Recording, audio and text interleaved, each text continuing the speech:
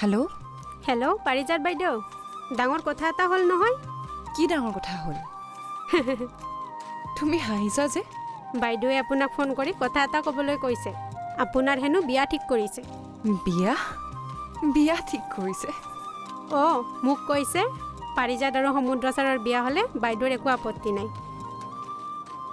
আৰু আপুনি হেনো বাইদেউৰ ওপৰত খং উঠি থকা কাৰণটো বুজি পাইছে আপোনাক ফোন কৰিবলৈ কৈছে সেই কাৰণে কৰিছো দেই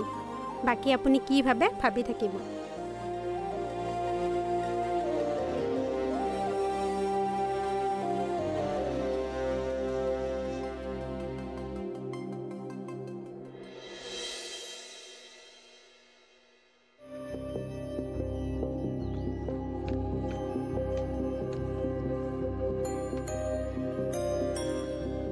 কি হল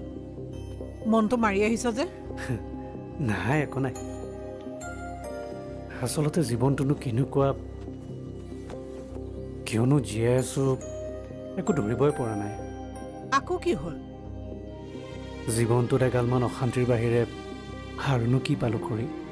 কি হৈছে ভালকৈ কচোন এতিয়াৰ পৰা যে ঘৰ এখন আছে যোৱাই বন্ধ কৰি দিম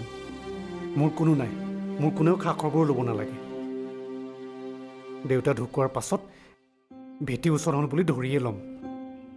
এয়া কথাটো বুজাই কচোন আজি মায়ে মোক ফোন কৰিছিল ভাবিলোঁ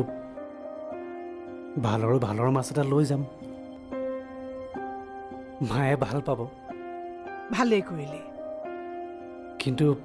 মানুহবোৰ যে স্বাৰ্থপৰ এতিয়াহে বুজিলোঁ কিয় কি হ'ল আকৌ মায়ে মোক ইমান আদৰ সাদৰকৈ কিয় মাতিছে জানে কিয় ভাইটিৰ বিয়া পাতিব ওলাইছে অহা মাহত তাৰ বিয়া মই ককায়েকটো হৈ তাৰ গোটেই বিয়াৰ দায়িত্ব ল'ব লাগে 1 লাখ টকা দিব লাগে মই ইমান দিনে কেনেকৈ আছো কি খাই জীয়াই আছো ক'ত আছো এইবোৰ খবৰ ল'বলৈকেতো কাৰো একো খবৰেই নাই এতিয়া বিয়াখন পাতিবৰ বিলিকাহে মোলৈকে মনত পৰিল মোৰ দায়িত্ব আছে হেনো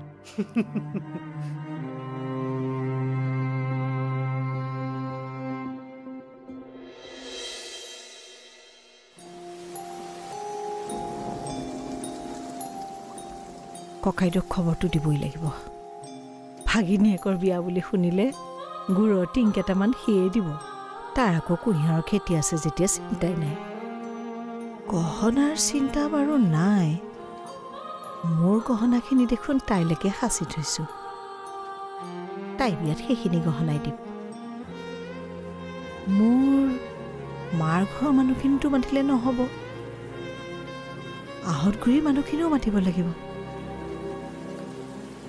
আৰু চেনেহী জেঠাইকো বহুত দিন লগ পোৱা নাই চেনেহী জেঠাইকো মাতিব লাগিব আৰু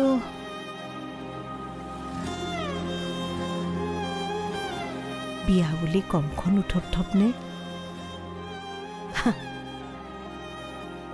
আটাইবোৰ মানুহ আহি বংশৰ উবুৰি খাই পৰিবহি এতিয়াৰে পৰা সম্পূৰ্ণ খণ্ড উপভোগ কৰক কেবল টিভিত ৰং চেনেলত